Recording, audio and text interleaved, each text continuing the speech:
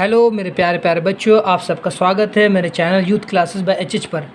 आज हम स्टार्ट करने वाले हैं क्लास 9 का चैप्टर नंबर 1 नंबर सिस्टम।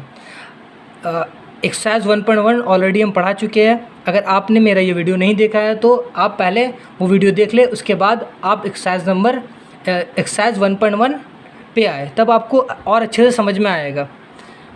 ठीक है, तो सबसे पहला क्वेश्चन ये देखिए कि state whether the following statements are true और फॉल्स, जस्टिफाई योर आंसर। हमको ये बताना है कि इसमें जो स्टेटमेंट दिया हुआ है वो सही है गलत है। अगर सही है तो जस्टिफाई करना आंसर को, गलत है तो भी जस्टिफाई करना है। ठीक है, सबसे पहला क्वेश्चन देखिए, 1 का 1 number, every irrational number is a real number. सबसे पहले हम जानते हैं कि इरेशनल नंबर क्या होता है, तो हम पहले ही ऑलरेडी हम यहाँ लिख चुके हैं कि इरेशनल नंबर होता क्या है। देखिए, a number date can not be express in the form of p by q, in the form of p by q, ऐसा नंबर जिसको हम p by q के फॉर्म में नहीं लिख सकते हैं। Where p and q are integer, जहाँ मेरा p और q क्या होगा, इंटीजर होगा। q अनइक्वल टू 0 और q 0 के इक्वल नहीं होगा, आर कॉल्ड इरेशनल नंबर। तो ऐसा नंबर को हम क्या बोलेंगे, इरेशनल नंबर बोलेंगे। ठीक है, अब देखिए इरेशनल नंबर होता क्या है, से √2, √3, √5, जिसका स्क्वायर रूट नहीं निकलता है उसको इरेशनल नंबर बोलते हैं। ठीक है, √2, √3, √5, पाई, 0.10, 110, 111, 410, तो इस तरह का नंबर को भी हम इरेशनल नंबर बोलते हैं। ठीक है, अगर देखिए हम पूछे आपसे कि अगर √4 क्या ये इरेशनल नंबर है, नहीं। क्यों? क्योंकि इसका स्क्वायर रूट हम निकाल सकते हैं। कैसे? देखो, 4 को कैसे लिख सकते हैं हम, 2 × 2। देखो 2 का पेयर बना, यानी कि 4 का स्क्वायर रूट क्या निकलेगा, 2 निकलेगा। ठीक है, क्या हम आपसे पूछे क्या √9 तुम्हारा इरेशनल नंबर है, तो आप क्या बोलेंगे कि √9 मेरा इरेशनल नंबर नहीं है। √9 क्या है, इरेशनल नंबर है। ठीक है, क्योंकि इसको p by q के फॉर्म में लिख सकते हैं, और √9 का स्क्वायर रूट निकलता है, क्या निकलता है, 3। ठीक है, अगर हम आपसे पूछे √16 क्या इरेशनल नंबर है, तो आप बोलेंगे नहीं, क्योंकि इसका स्क्वायर रूट निकलता है 4। ठीक है, क्लियर हुआ। और इसको हम p by q के फॉर्म में लिख सकते हैं। रैशनल नंबर एक बार हम फिर से बता देते हैं, ऐसा नंबर जिसको हम p by q के फॉर्म में लिखते हैं उसको हम बोलते हैं रैशनल नंबर, और वहाँ पर भी p और q क्या होता है, इंटीजर होता है, और q अनइक्वल टू 0 होता है। इरेशनल नंबर क्या होगा, इसका जस्ट उल्टा, ऐसा नंबर जिसको हम p by q के फॉर्म में नहीं लिख सकते हैं, जहाँ p और q क्या है, इंटीजर है, और q अनइक्वल टू 0 है। जैसे कि इरेशनल नंबर में क्या आएगा, √2, √3, √5, √7, √11, √13, ऐसा नंबर क्या कहलाएगा, इरेशनल नंबर। 2 + √3, 5 - √5। ठीक है, ऐसा नंबर भी क्या कहलाएगा, इरेशनल नंबर कहलाएगा। और पाई भी क्या है आपका, इरेशनल नंबर है। ठीक है, क्लियर हो गया। अब हम आते हैं एक्सरसाइज पर। ठीक है, एक्सरसाइज 1.2 बहुत ही आसान है। अगर आपको समझ में नहीं आएगा तो आप कमेंट करके मेरे को बोल सकते हैं, सर दोबारा समझा दीजिए। ठीक है, या आप वीडियो को देख सकते हैं शुरू से, पॉज करके एक बार पीछे जाइए, पीछे जाके आप देख सकते हैं वीडियो को। ठीक है, देखिए एक्सरसाइज 1.1 में क्वेश्चन नंबर 1 में क्या है, देखो, every irrational number is a real number. क्या हर एक इरेशनल नंबर रियल नंबर है? देखो, रियल नंबर भी हम बता देते हैं होता क्या है। देखो, रियल नंबर होता क्या है, रियल नंबर 2 तरह का होता है, एक इरेशनल नंबर होता है, और दूसरा नंबर क्या होता है, रैशनल नंबर। ठीक है, तो जितना भी नंबर है ना, इरेशनल नंबर और इरेशनल नंबर दोनों मिला के जो नंबर होगा उसको क्या बोलेंगे, रियल नंबर। ठीक है, क्लियर है। अगर नहीं है तो फिर से दोबारा बता दे रहे। देखो, इरेशनल नंबर रैशनल नंबर क्या होता है, इरेशनल नंबर और रैशनल नंबर दोनों को मिलाएंगे तो क्या बनेगा, रियल नंबर बनेगा। ठीक है, जैसे हम लिख रहे हैं √3, √5, √7, पाई, है ना, ये सब क्या इरेशनल नंबर है। 1/2, -1, 1, 0, है ना, -3/- 7, ये क्या है, रैशनल नंबर है। तो रैशनल इरेशनल दोनों को मिलाएंगे तो क्या बनेगा, रियल नंबर बनता है। क्लियर है। ठीक है, अब देखिए हमसे क्वेश्चन में क्या पूछा, हमसे क्वेश्चन में पूछा, देखो क्या है, every irrational number is a real number. हर एक इरेशनल नंबर रियल नंबर है।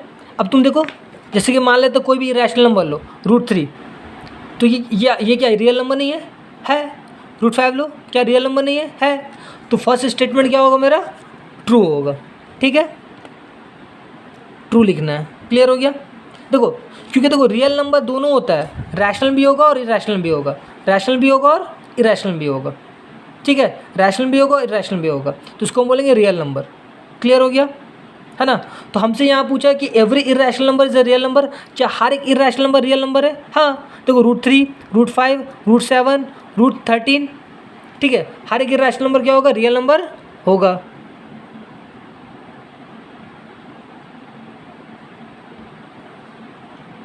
क्लियर है?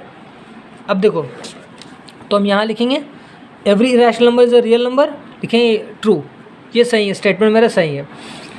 फिर रीज़न भी बताना है क्यों ट्रू है, because real number is equal to क्या होता है? रियल नंबर हम जानते हैं rational number plus irrational number, irrational number. Clear हो गया, फर्स्ट कंसर हो गया ये, ठीक है। अब देखिए number 2, every point on the number line is of the form √m where m is a natural number. तो हम यहाँ लिखेंगे फॉल्स, यहाँ लिखेंगे हम फॉल्स, ये गलत है, because no negative number can be square root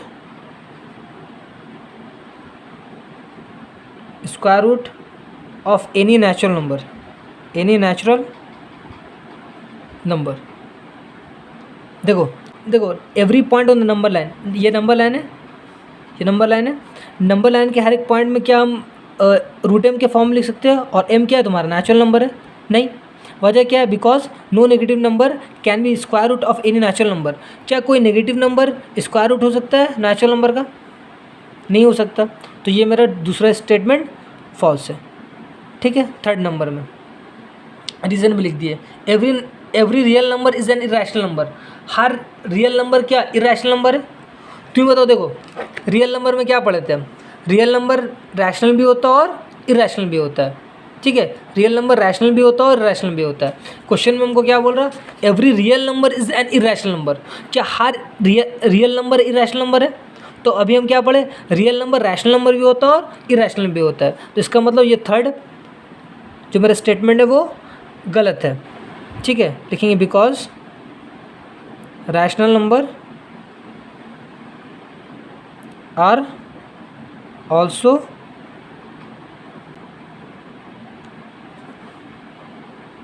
ठीक है, because rational number is are also a real number, ठीक है। रीज़न लिखेंगे रैशनल नंबर भी तो क्या है? रैशनल नंबर भी रियल नंबर है, ठीक है। यहाँ आपसे क्वेश्चन पूछा every real number is an rational number, क्या हर एक रियल नंबर रैशनल नंबर है? तो हम लिखेंगे फॉल्स, ये गलत है, because rational numbers are also a real number, rational number भी क्या होता है? रियल नंबर होता है, ठीक है। क्वेश्चन नंबर 2 देखो, are the square roots of all positive integers irrational? जितना भी पॉजिटिव इंटीजर का स्क्वायर रूट करेंगे वो इरेशनल नहीं आएगा। सोचो, जितना भी पॉजिटिव इंटीजर का स्क्वायर रूट करेंगे हम तो क्या इरेशनल आएगा? तो आंसर में होगा नो। क्यों? रीज़न क्या है? जैसे हम √4 का स्क्वायर करते हैं तो क्या आता है? 2 आता है, और 9 का स्क्वायर रूट क्या करेंगे तो क्या आएगा? 3 आएगा।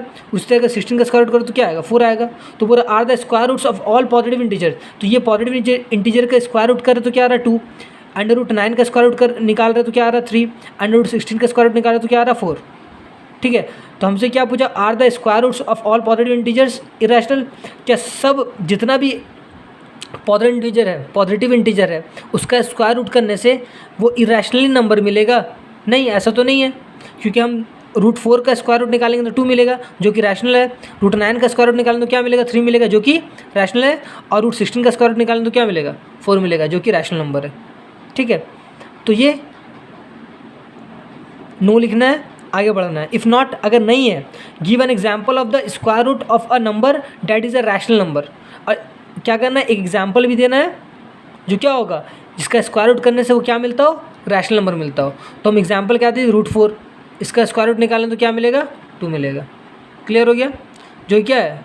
विच इज़ अ रैशनल नंबर, ठीक है। तो हम लिखेंगे the square root of every positive integer is not always an irrational.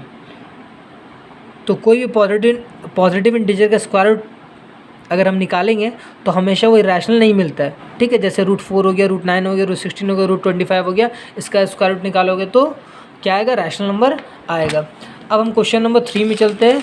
इस एक्सरसाइज का सबसे इम्पॉर्टेंट क्वेश्चन है, ठीक है। इसको ध्यान से देखिएगा वरना आपको समझ में नहीं आएगा। अब देखिए क्या शो करना है, show that √5 can be represented on the number line. क्या हम √5 को नंबर लाइन में रिप्रेजेंट कर सकते हैं? तो वो रिप्रेजेंट करने का तरीका क्या है, अब हम थोड़ा रफ में आपको बताते हैं। जैसे ये नंबर लाइन है, ठीक है। नंबर लाइन ये 0 है, 0 के राइट साइड में पॉजिटिव नंबर होता है और 0 के लेफ्ट साइड में नेगेटिव नंबर होता है। तो अगर हमको √2 रिप्रेजेंट करना, अगर हमको 2 रिप्रेजेंट करना है तो हम ईजिली यहाँ पर हम 2 रिप्रेजेंट कर सकते हैं। अगर हमको 3 रिप्रेजेंट करना तो यहाँ कर सकते हैं। क्लियर है? आगे बढ़ते हैं। लेकिन अगर रूट वाला नंबर होगा, अगर कोई रूट वाला नंबर होगा, जैसे √5 है, √2 है, √3 है, तो इसको हम कैसे नंबर लाइन में रिप्रेजेंट करेंगे? तो देखो सबसे पहले हम एक रफ डायग्राम बनाएंगे, राइट एंगल ट्रायंगल बनाएंगे रफ में, ठीक है, बना लिए। उसके बाद आप देखिए 5 है, 5 को रिप्रेजेंट करना है ना, तो यहाँ 5 लिखिएगा। 5 को हम कैसे लिख सकते हैं बताइए, 4 + 1 इस तरीके से लिख सकते हैं। और 4 को हम कैसे लिख सकते हैं, 2 का स्क्वायर + 1, ठीक है, 1 का स्क्वायर लिख सकते हैं, कोई दिक्कत नहीं होगा। हमको क्या मिल जाएगा, 5 मिल जाएगा। तो देखो राइट एंगल ट्रायंगल बनाना है और ये क्या होता है बताइए, पता है ये क्या होता है? ये परपेंडिकुलर, ये क्या होगा, बेस। तो हमको क्या मिल जाएगा, हाइपोटेनियस, है ना। तो इससे ये समझ में आता है कि अगर हमको √5 को रिप्रेजेंट करना है नंबर लाइन में, तो सबसे पहले हम रफ डायग्राम बनाएंगे ट्रायंगल का। ट्रायंगल बना, राइट एंगल ट्रायंगल ABC ले लेंगे। ये रफ है, ठीक है, आपको ऐसे समझाने के लिए बता रहे। अब आगे देखिए, √5 को रिप्रेजेंट करना है तो परपेंडिकुलर क्या होना चाहिए, देखिए बेस क्या होना चाहिए, 2, और परपेंडिकुलर क्या होना चाहिए, 1, ठीक है। क्लियर है? तो क्या मिल जाएगा, अपने आप हमको क्या मिल जाएगा, √5 हाइपोटेनस मिल जाएगा। क्लियर है? आगे बढ़ते हैं। देखिए सबसे पहले एक नंबर लाइन ड्रॉ कीजिएगा।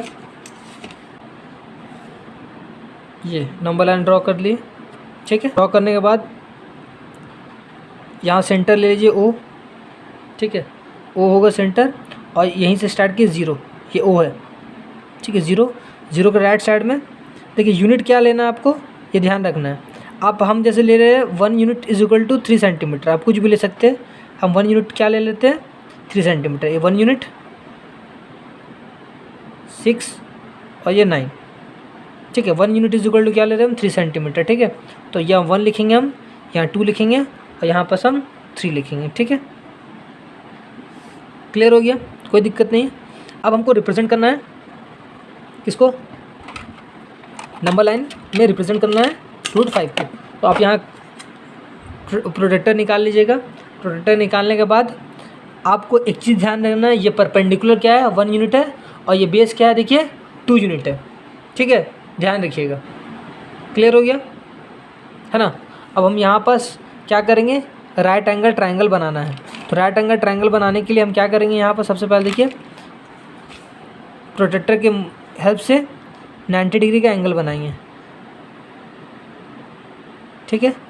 प्रोटेक्टर के हेल्प से देखिए 90 डिग्री का एंगल बनाना है, 90 डिग्री का एंगल। तो यहाँ रख के ये इस तरीके से 90 डिग्री का एंगल बना लीजिएगा, इस तरीके से। देखिए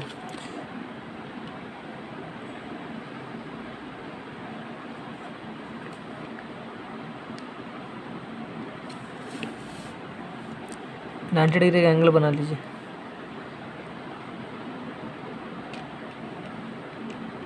ठीक है।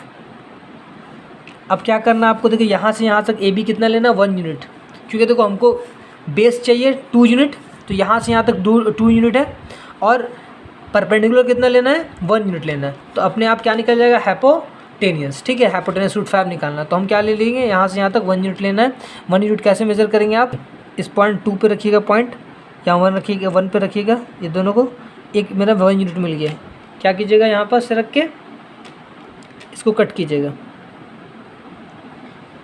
ठीक है, तो आपको यहाँ से 1 यूनिट मिल जाएगा, यहाँ से यहाँ तक 1 यूनिट है और 0 से लेकर 2 तक 2 यूनिट है। अब यहाँ से आप क्या कर दीजिएगा, इसको ज्वाइन कर दीजिएगा, तो आपको क्या मिल जाएगा, यहाँ से देखिए ये 1 यूनिट है, ये पूरा कितना है, 2 यूनिट है, तो ज्वाइन कीजिएगा। ठीक है, 0 से रख के ज्वाइन कर दिए, ये पूरा कितना यूनिट है, यहाँ से यहाँ तक 2 यूनिट है ना, और ये वाला कितना यूनिट है, 1 यूनिट है, ये 1 यूनिट है। अगर यहाँ से यहाँ तक अगर बात करेंगे आप, तो ये कितना है, देखो ये 2 यूनिट है। देखो तो ये राइट एंगल ट्रायंगल बन गया। देखो बेस का स्क्वायर प्लस परपेंडिकुलर स्क्वायर क्या देता है, देखो ये √5 मिल जाएगा। ठीक है, देखो यहाँ बता दे रहे, ये बेस है, ये परपेंडिकुलर है, क्या मिलेगा, हाइपोटेनियस। तो हमको पता है पाइथागोरस थ्योरम जानते हैं हम। पाइथागोरस थ्योरम क्या होता है, AC का स्क्वायर इक्वल टू BC का स्क्वायर प्लस AB का स्क्वायर। अब देखो BC क्या है, यहाँ से यहाँ तक ये BC समझो 2 यूनिट है, 2 का स्क्वायर प्लस AB क्या है, ये देखो ये है 1 यूनिट है, 1 का स्क्वायर, तो 2 का स्क्वायर क्या होता है, 4 + 1 क्या मिल जाएगा, 5। तो AC है, AC का स्क्वायर है, इधर से स्क्वायर रूट हटाओ, स्क्वायर हटाओ, इधर क्या चढ़ेगा, स्क्वायर रूट। इसका मतलब ये हमको कितना मिल गया, √5 मिल गया। क्लियर है। अब क्या करो, इसको कंपास से मेज़र करो, यहाँ से यहाँ तक मेज़र कर लिए। मेज़र करने के बाद क्या करो, नंबर लाइन को कट करो यहाँ से ऐसे। ठीक है, डॉटेड लाइन से भी दिखा सकते हो, ऐसे डॉटेड लाइन से कट करो। ठीक है ना। अब देखो ये नंबर लाइन को जिस पॉइंट में कट करा ना, यहाँ पॉइंट रखो, ये पॉइंट क्या कहलाएगा तुम्हारा, √5। ये पॉइंट क्या कहलाएगा, √5 कहलाएगा। क्लियर है, कोई दिक्कत नहीं।